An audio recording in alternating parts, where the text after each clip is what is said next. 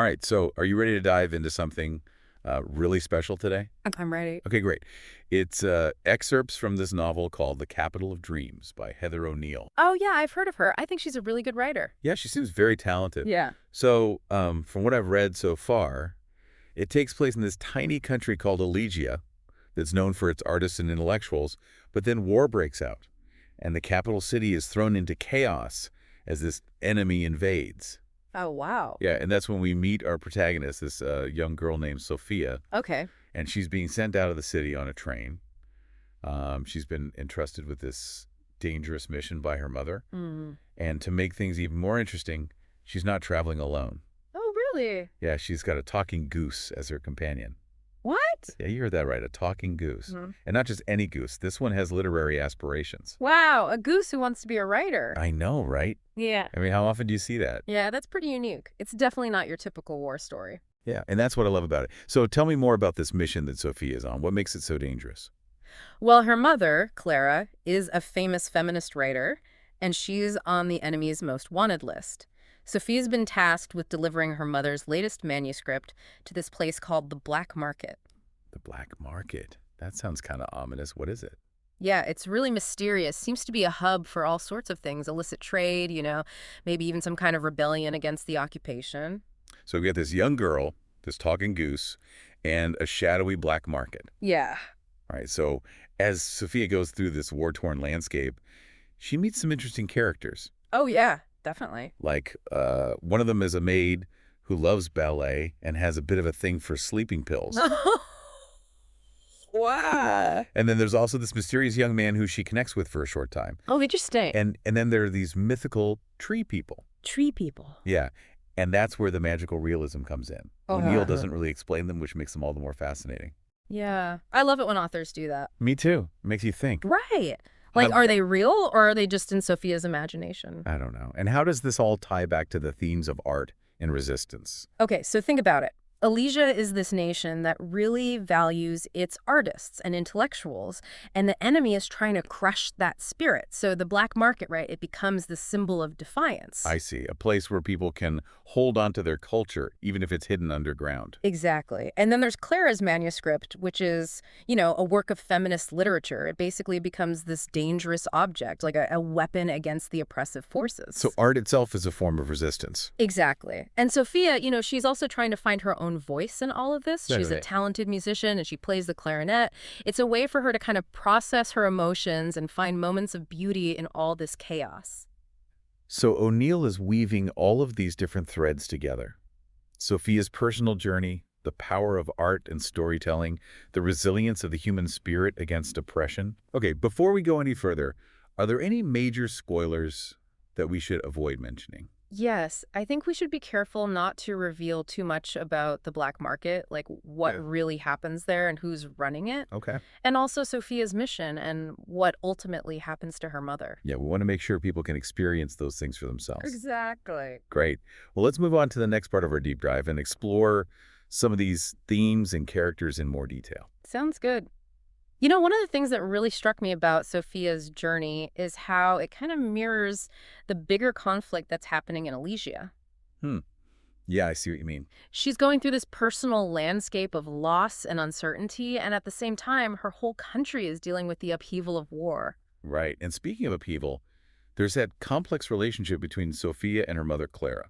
Oh, yeah, definitely. It's like this tangled web of admiration and resentment, but also this deep longing for connection.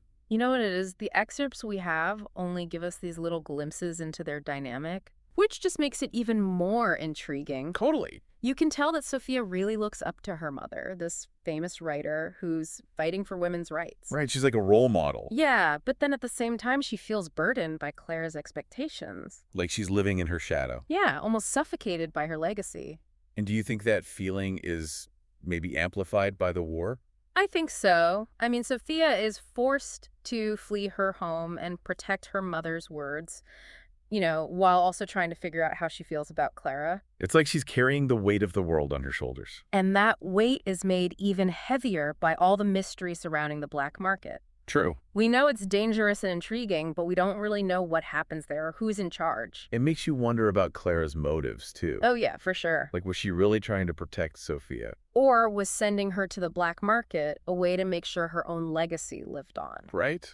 And that's a question that sticks with you throughout the excerpts. I think it's something Sofia herself is struggling with, too. She obviously loves her mother a lot, but she's starting to see her flaws, too. It's almost like her journey becomes this parallel quest for self-discovery. Oh, that's a really good point. She's not just trying to deliver the manuscript. She's trying to understand her mother, her place in the world, and how art can be a part of all this conflict. And we can't forget about the goose either. Oh, right, the goose. He adds a whole other level of complexity to the story. Yeah, he's hilarious. Right. He's like this comical sidekick at first, totally obsessed with being a writer. Yeah. But as you keep reading, he becomes so much more than that. He's got surprising depth. I know, right? He gives Sofia guidance, but he also challenges her. He's always pushing her to question her assumptions about her mom, the war, even storytelling itself. I love that. He's kind of like a voice of reason, but he also helps her to grow. I think he represents intellectual curiosity, this refusal to be silenced, even with all the oppression going on. Yeah, and his belief in the power of words, in reaching the capital, it's almost like a metaphor for hope. Yeah, I see that. This enduring spirit of creativity. And that spirit is also shown through music in the story. Right. We see Sofia finding comfort and expressing herself by playing the clarinet. Yeah. And Celeste, the maid, finds refuge in her memories of ballet. It's like art is this lifeline. Yeah, a way to connect with beauty and humanity when everything else is so ugly. Exactly. And it makes you wonder, if that's part of what the black market represents, too. This space where art and culture can still exist, even if they're hidden. Yeah, it's like a symbol of resilience. Right. This testament to the human spirit, that it can't be completely destroyed by darkness. Yeah, that's powerful. But, there are some pretty intense parts in these excerpts. Yeah, definitely. Like, O'Neill doesn't sugarcoat the brutality of war at all. She shows how it affects every part of life in occupied Elysia. Yeah. But even in those moments, there's still this little bit of hope. You're right. It's a reminder that beauty and compassion can exist even in the worst situations. And it's that balance, between the light and the dark that makes it such a good story. Oh, yeah, totally. It leaves you wanting to know more. Yeah. Like, what happens when Sofia reaches the black market? Right. Does she do what she set out to do? And what about her relationship with her mom? Those are all questions we'll have to leave unanswered for now. Yeah, we won't spoil anything. But it's safe to say Sofia's journey will stay with you. I believe it. It's a story that makes you think about things differently. It sparks your imagination and reminds you that art and hope and the human spirit are really powerful. I like that. Well, I'm even more ready now to hear about the final part of our deep dive. Me too. You ready to jump back into the capital of dreams and see where O'Neill takes us? Okay, so we've been talking about Sofia and her journey to the black market, this mysterious place that seems to represent both danger and a glimmer of hope in a war-torn Elysia. And it feels like we're getting closer now to the heart of the story, to uncovering some of its secrets. Yeah, as we go deeper into these excerpts, you really start to see the layers peel back, revealing how complex this world is and, the people who are caught up in it. Yeah. One thing that struck me is how the black market itself becomes like a character.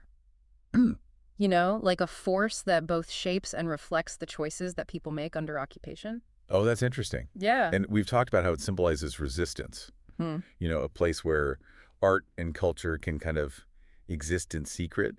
But as we learn more about how it works and its connections to the enemy, things get a little less clear-cut. Exactly. Yeah. O'Neill does this really cool thing where she weaves moral ambiguity into the story. You start to question who's really in control and who's actually benefiting from this underground economy. Right. And it makes Sofia's mission even more complicated. Oh, yeah, for sure. Because she's not just delivering manuscripts. She's stepping into this world where you don't really know what's right and wrong, what's survival and what's betrayal. It's all blurred together. It's true. And don't forget, she's still just a young girl. Yeah.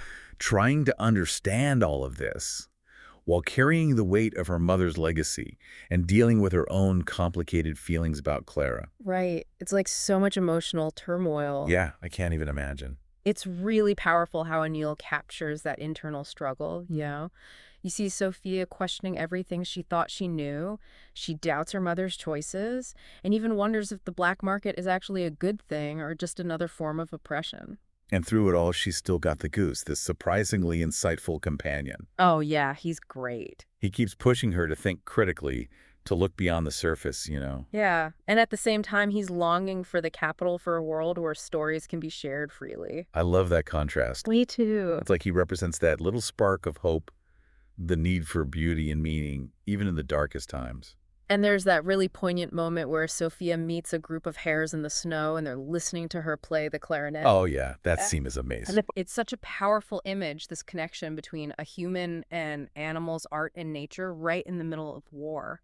It's beautiful. It reminds you that even in the worst situations, art has this power to create moments of peace and wonder. And it also speaks to that theme of resilience. Yeah. The human spirit's ability to find beauty and expression even when everything is falling apart. Exactly. And then we find out about Rosalie, the driver, who seems so carefree at first, Right. but she's actually got this whole other side to her. Yeah, her connection to the enemy and her own personal tragedy, it adds a whole new layer of complexity to the story. It really does. And it makes you think about, how far you would go to protect the people you love to survive, even if it means compromising your values. Yeah, it's a tough question, but O'Neill handles it so well. Whoa. She doesn't tell you what to think. She just Yeah. makes you consider these questions and grapple with how complicated human nature can be. I agree. It's one of the things that makes the book so thought-provoking. And as we come to the end of these excerpts, there's this feeling of both anticipation and uncertainty, Yeah. you know? Yeah. Sophia's going back to the capital, a place full of memories and danger. She's still carrying her mother's manuscript, but now she sees it differently, and she sees her own role in this conflict differently. It feels like she's about to start a whole new chapter in her life, Yeah. where she'll have to make really tough choices, confront the truths she's been avoiding, and decide what kind of story she wants to tell about herself. It leaves you with so many questions. So much is left unsaid. And I think that's the beauty of a story like this, I agree. Makes you want more. It makes you want to experience the whole thing for yourself to see how everything unfolds. Right. The Capital of Dreams is one of those novels that makes you think and feel and use your imagination. Definitely. And I think we've done a pretty good job of making people curious about it without spoiling anything. Yeah, I hope so. If you're looking for a book that will take you to another world, challenge your assumptions, and leave you feeling amazed, then I highly recommend checking out The Capital of Dreams. Absolutely. It's a journey worth taking. And that brings us to the end of our deep dive into Heather O'Neill's captivating novel, The Capital of Dreams. I really enjoyed this. Me too. Until next time, keep seeking out those stories that spark your imagination and remind you of the magic you can find in a good book.